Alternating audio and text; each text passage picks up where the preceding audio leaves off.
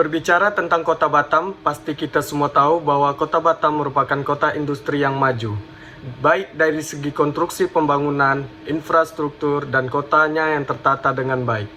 Selain itu, tahukah kalian sisi lain dari kota Batam?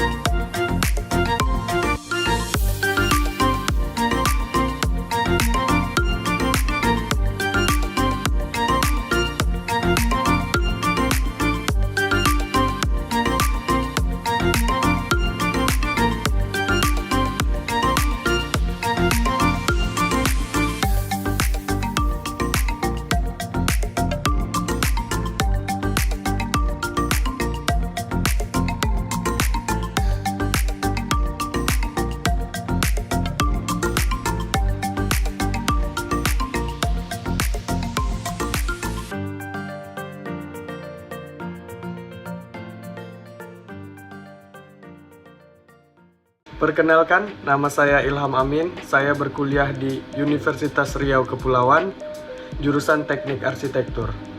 Tujuan saya membuat video ini adalah untuk memenuhi tugas dari Kota Pemukiman 2 dengan dosen pengampu Dr. Alpano Priandes. Di sini saya mengambil judul case dari video saya, yaitu penanganan kawasan tempat pembuangan akhir di Punggur, Kota Batam.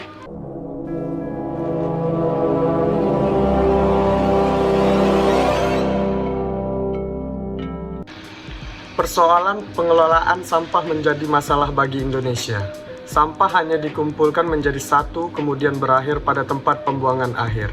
Akan tetapi, timbunan sampah yang menggunung di lokasi tempat pembuangan akhir ini memiliki dampak buruk bagi kesehatan manusia juga kelestarian lingkungan.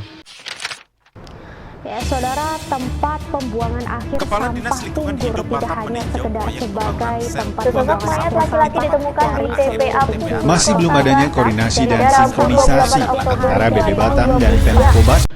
Kota Batam adalah salah satu kota di Provinsi Kepulauan Riau yang perkembangannya cukup pesat. Kecenderungan pertambahan jumlah penduduk di Kota Batam yang cukup pesat akan berdampak terhadap peningkatan jumlah sampah yang dihasilkan.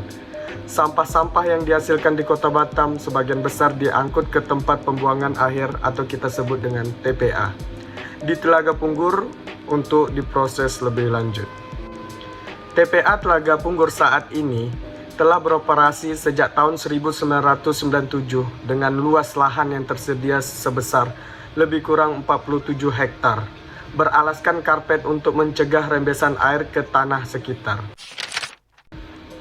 Pengelolaan sampah yang dilakukan di TPA Telaga Punggur menggunakan sistem controlled landfill atau TPA terkendali.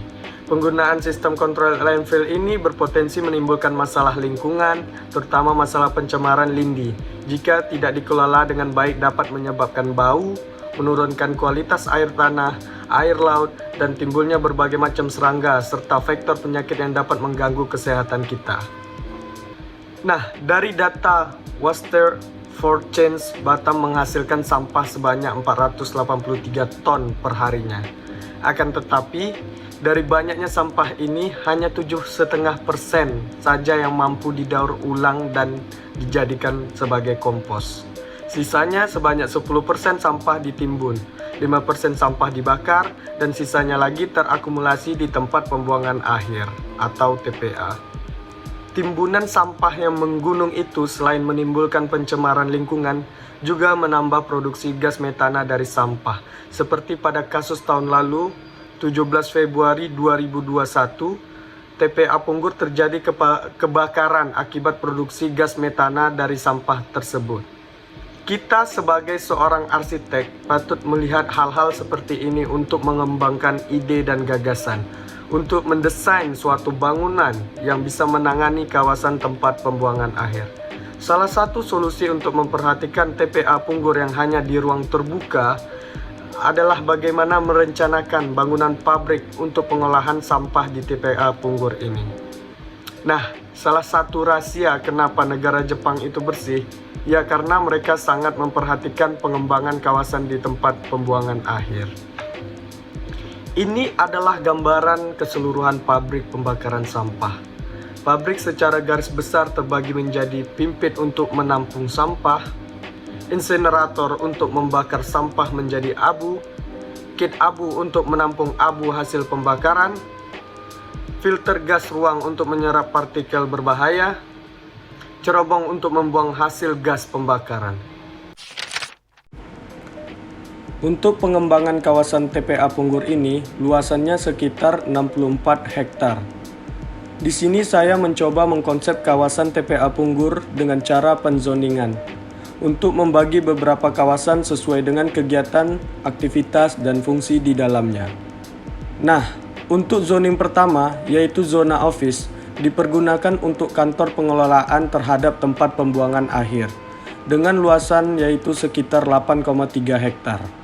Untuk zoning kedua, yaitu zona pabrik, di mana tempat pengelolaan sampah, baik itu untuk didaur ulang, dijadikan kompos, serta pembakaran, itu dilakukan di zona pabrik.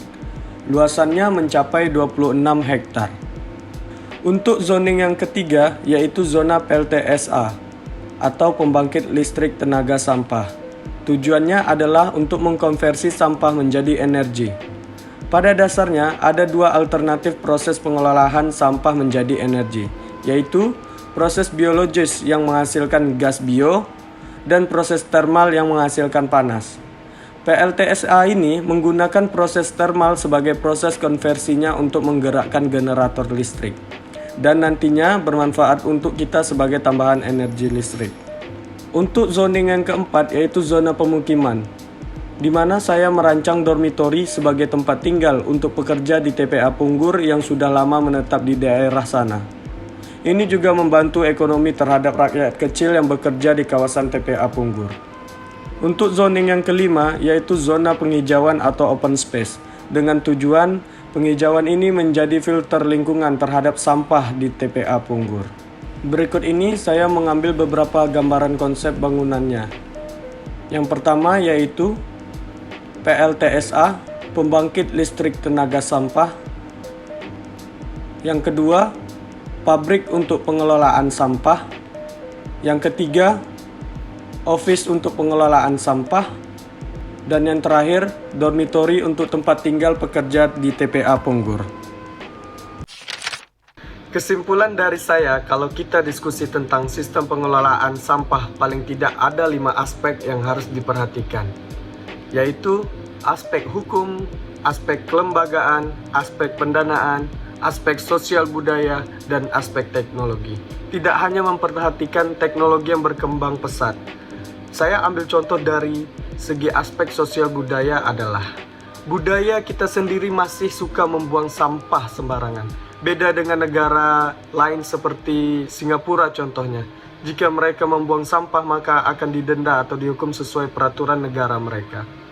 Nah, kembali terhadap aspek hukum dan kelembagaan di Indonesia sendiri, kita masih belum ketat untuk mendenda atau menghukum masyarakat yang membuang sampah itu dengan sembarangan. Kembali lagi, terlepas dari kita punya ide dan gagasan yang baik untuk mengembangkan TPA, kita harus memperhatikan 5 aspek tersebut tadi. Nah, dan setidaknya kita juga meminimalisir hal-hal yang terjadi terhadap lingkungan kita. Sekian dari saya, terima kasih. Saya Ilham Amin, undur diri. Bye.